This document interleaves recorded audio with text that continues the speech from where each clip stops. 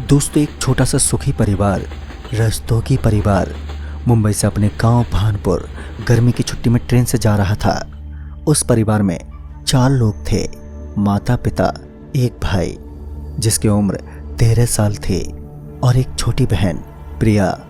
Station पहुंचने के बाद वो अपना सीट नंबर ढूंढ रहे थे।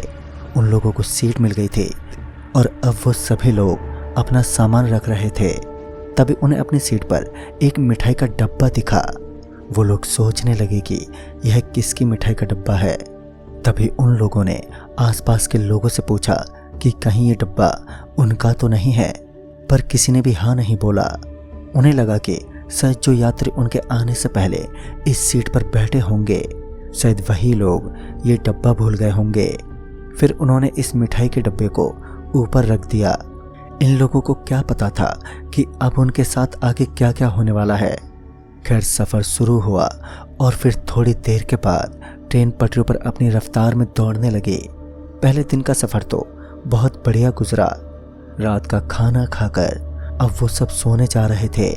तभी राज के पिता नैतिक सोने के लिए ऊपर वाली सीट पर गए।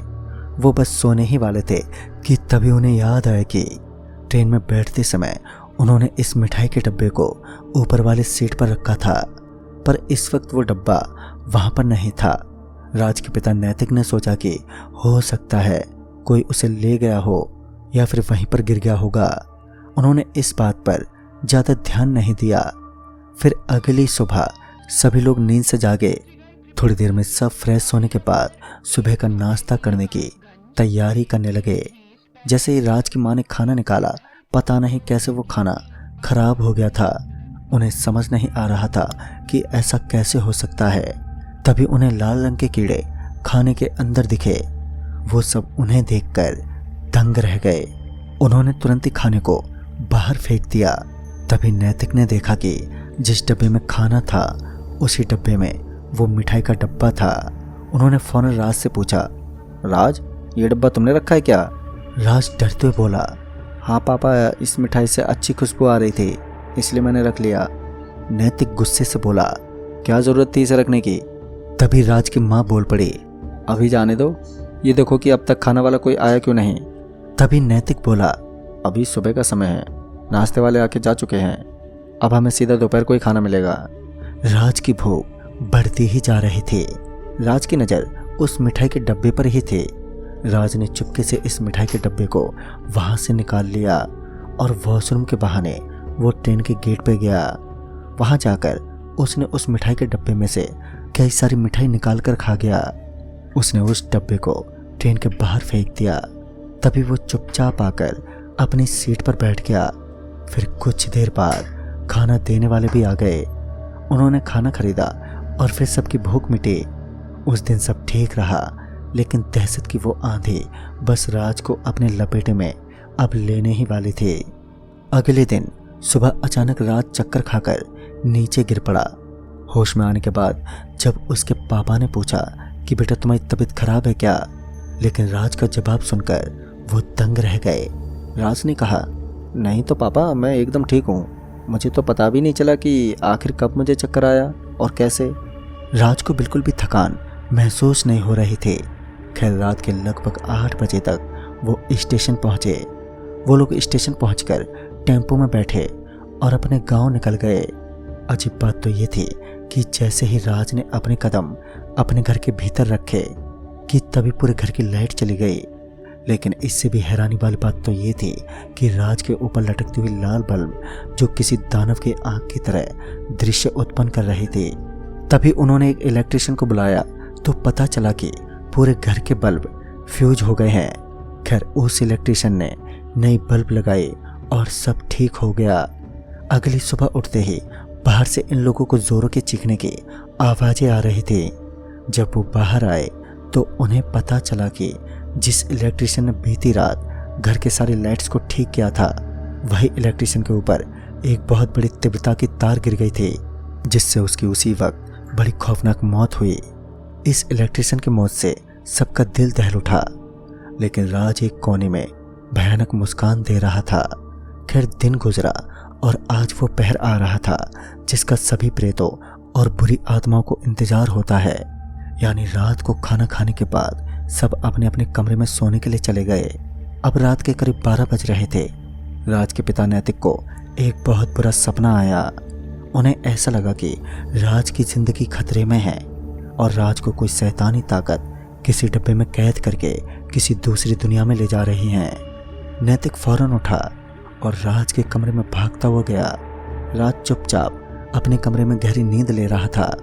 उसे सुकून की नींद सोता देख नैतिक को बड़ी राहत मिली।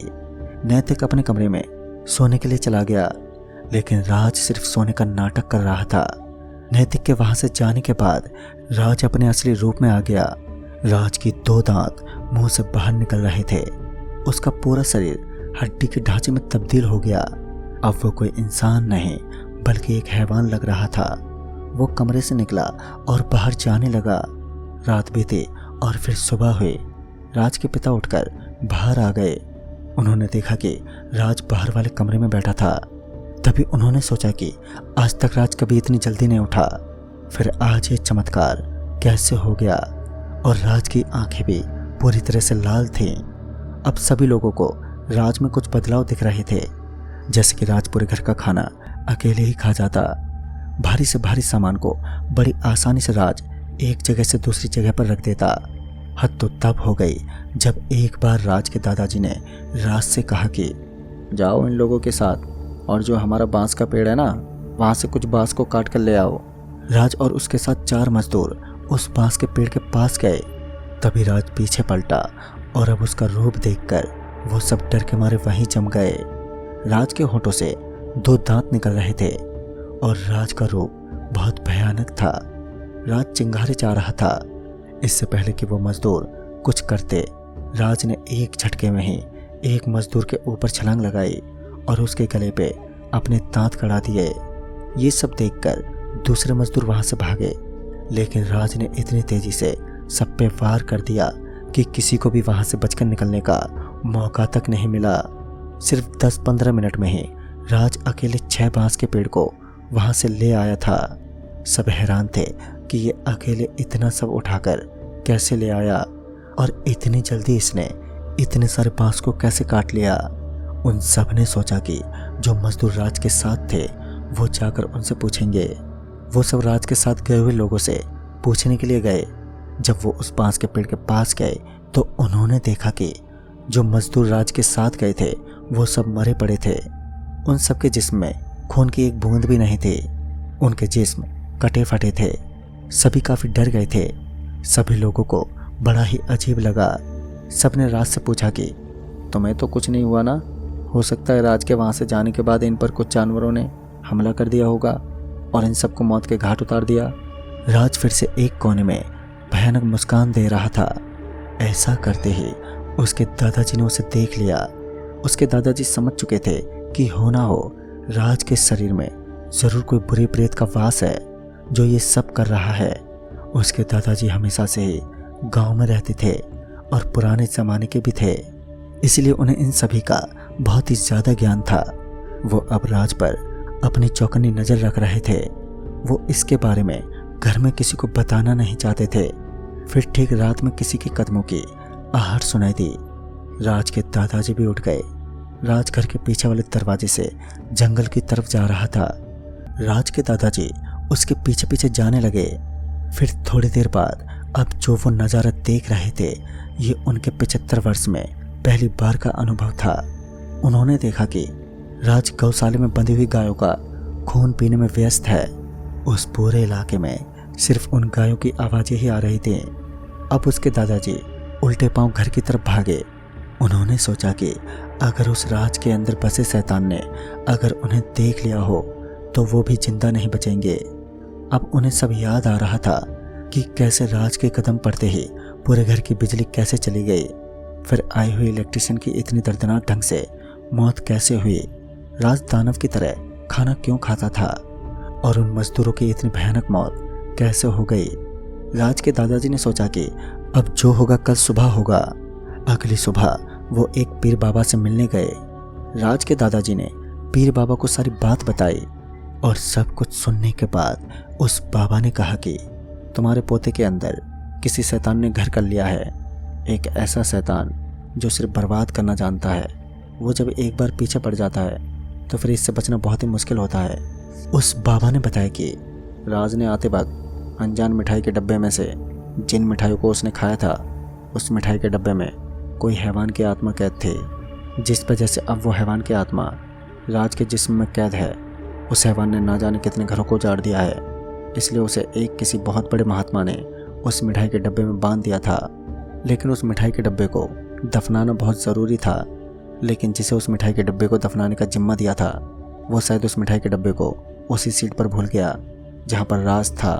अब उस हैवान से बचना तो मुश्किल है, क्योंकि उसने अब राज की रूह को अपने कैद में कर लिया है। फिर भी कल तुम उसे लेकर आओ, हम कोशिश करते हैं। राज के दादाजी ने घर जाकर सबको सारी बातें बताई, और जब मिठाई वाली बात का उन्होंने जिक्र किया तब जाके उन्हें यकीन हुआ। लेकिन राज को इतनी दूर ले जाना बहुत ही मुश्किल था, इसलिए राज के दादाजी ने कहा, हम राज को कहेंगे कि हम सब किसी रिश्तेदार के घर जा रहे हैं। फिर अगले दिन राज को उसका परिवार झूठ बोलकर उस जगह पर ले आए जहां उन बाबा ने कहा था। उस बाबा ने मंत्र का जाप शुरू किया। मंत्र के जाप से ही राज के पूरे शरीर में जैसे कोई सिरहन दौड़ उठी। राज बस में नहीं आ रहा था। अचानक राज ने पास ही पड़े खंजर को एकदम से उठा लिया और एक बार में ही उस बाबा के गले को धड़ से अलग कर दिया। तभी राज का शरीर दानव की तरफ भागता हुआ एक पेड़ पर चढ़ गया और उसके बाद राज का शरीर उस पेड़ से नीचे जा गिरा। राज के शरीर में अब जान बाकी नहीं थी। राज अब दूसरी दुनिया में जा चुका था। अब उनके परिवार के पास सिर्फ राज का मृत शरीर था। तभी उन्हें दूर ऊपर आकाश के मार्ग से लाल रंग में जाता हुआ एक हैवान दिखा जो किसी डब्बे को लिए जा रहा था। सबको यही लगा कि जरूर ये उस शैतान ने राज की आत्मा को अपने साथ ले गया। यह एक बहुत ही दर्दनाक किस्सा था। इस घटना के बारे में खुद हमें राज के पिता नैतिक ने बताया है। उस किस्से के बाद राज के परिवार में एक मातम सा छा गया था। राज का शरीर तो मर गया था, लेकिन राज की आत्मा की शांति के लिए उन्होंने बहुत ही बड़ा शांति यज्ञ किया। राज के परिवार का कहना था कि राज तो हमें नहीं मिल सकता, लेकिन हमारी बस यही इच्छा है कि राज की आत्मा जहाँ भी रहे बस सुखी रहे। राज की आत्मा बस उस हैवान से मुक्त रहे। खैर, अब तो ये सिर्फ भगवान ही जानते हैं कि राज की आत्मा भटक रही है या फिर अब तक उस हैवान के जुल्म को सह रही है। दोस्तों, कभी कभी एक छोटी सी गलती इंसान को कितनी बड़ी सजा देती है।